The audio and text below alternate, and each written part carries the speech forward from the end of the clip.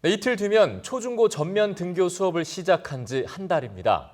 학교를 간다고는 하지만 수업을 듣는 방식부터 환경까지 모든 게 바뀌었는데요.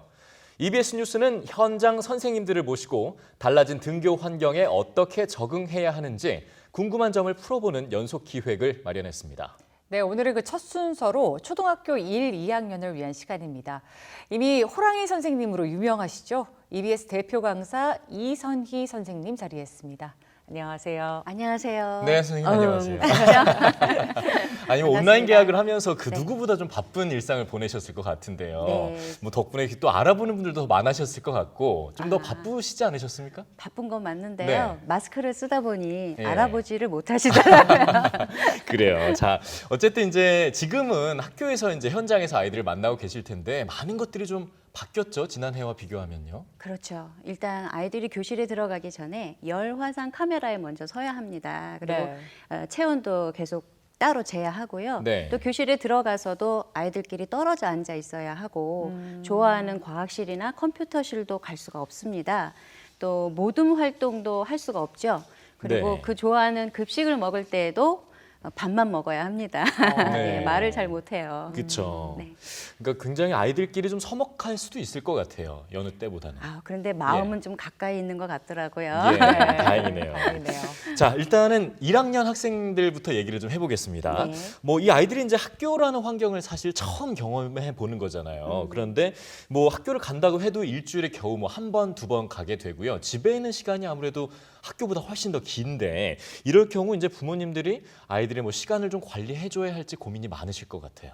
그렇죠. 그래서 시간표를 좀 짜면 좋을 것 같습니다. 예. 1학년이지만 대신 1학년이기 때문에 시간 단위로 막 몇 시 이거보다는 오전, 오후, 뭐 저녁, 밤 이렇게 큰 덩어리로 시간을 좀 짜주시면 좋겠고요. 네. 오전 같은 경우에는 저희 1학년, 2학년 아이들은 EBS 온라인 강의를 들어요. 그러니까 아침에 그 강의를 듣기 위해서 일찍 일어나고 또 밥을 먹고 정해진 자리에서 앉아서 네. 강의를 잘 들어야겠고요. 오후에는 아이들에 따라서 그리고 뭐 가정 형편에 따라서 여러 가지 길이 있는데 저는 이런 방법도 한번 추천해 보고 싶습니다. 복습을 하는 거예요.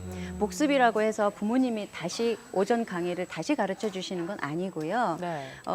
아이가 부모님에게 교과서를 보면서 설명을 해보는 거죠.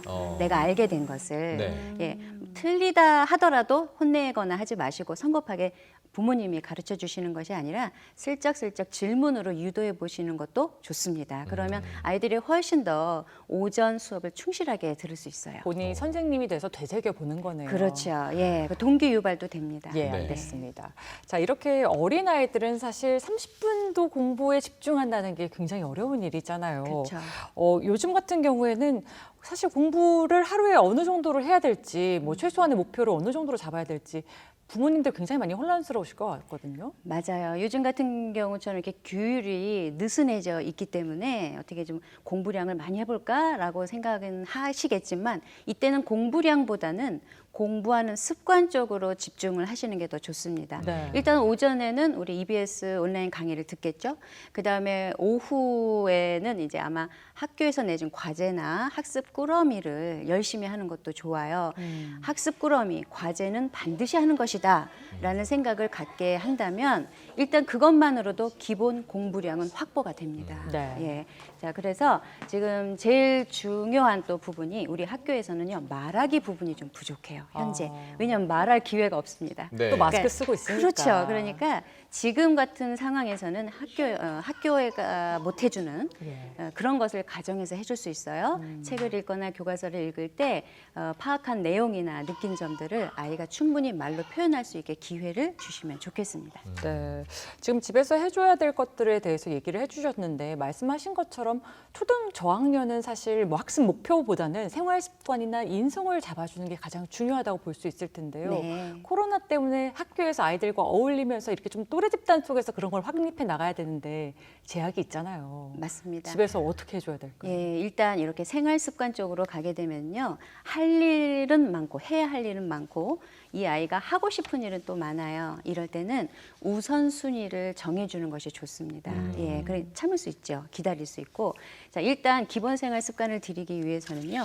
내 물건은 내가 챙기는 것, 그리고 가방에서 무엇인가를 꺼내올 때 부모님이 해주시는 것이 아니라 내가 꺼내고 내가 챙기는 것, 이것이 좀 어려울지라도 계속 지속적으로 길러줘야 될 습관이고요. 알림장이나 주간학습 계획 이런 것도 함께 읽어보고 아이가 스스로 챙길 수 있게 기회를 주시는 것이 가장 좋고요. 네. 또 지금 같은 경우에는 밖에 나가면 생활 속 거리 지키기 하잖아요. 이걸 부모님이 철저히 지키는 걸 옆에서 보는 것만으로도 생활 교육, 인성 교육이 된다고 생각합니다. 그러니까 부모가 다 해주는 게 아니라 아이가 스스로 네. 좀 해나갈 수 있도록 보고 배우죠. 같이 해주는 거네요. 네, 맞습니다. 예.